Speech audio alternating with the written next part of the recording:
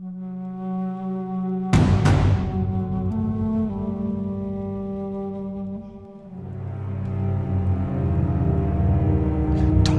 make a sound.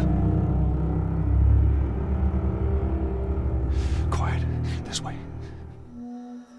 We went through quite a process trying to figure out what the infected were going to be. A very big directive from the very beginning was they're not zombies.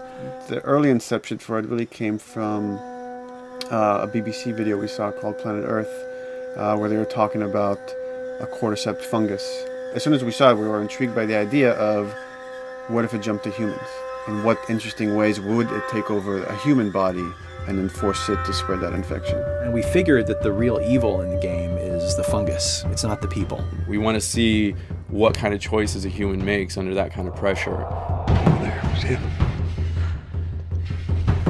So as we're trying to develop the look of the infected, we went through so many different iterations, some that looked really alien and subhuman, some that looked just essentially like zombies, and we couldn't find like an original place for them.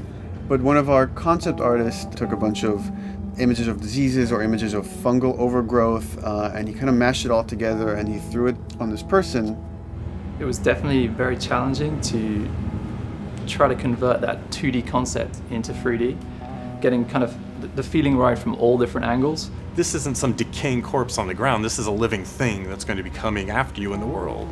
And it seemed so creepy and so unique that right away we gravitated towards it, and it's like, this is our base infected. Everything should kind of come out of this look.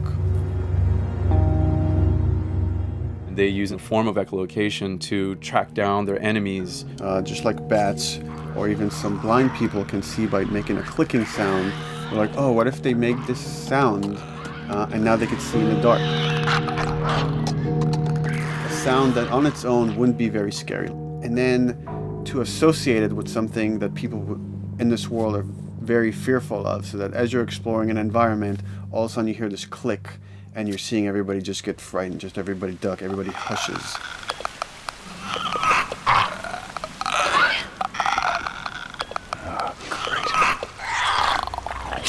When the infected feels like it's going to die, it finds like a dark corner and it becomes part of the environment. The fungus grows out of there, and if the fungus lingers there long enough, then spores will come out, and if people can breathe those spores, they become infected as well. Pretty much everyone in this world has had one of their loved ones at least become the infected, so they lost someone this way. It's a pretty brutal fate if you know you're headed down that path. You've got some hard decisions to make. Yeesh.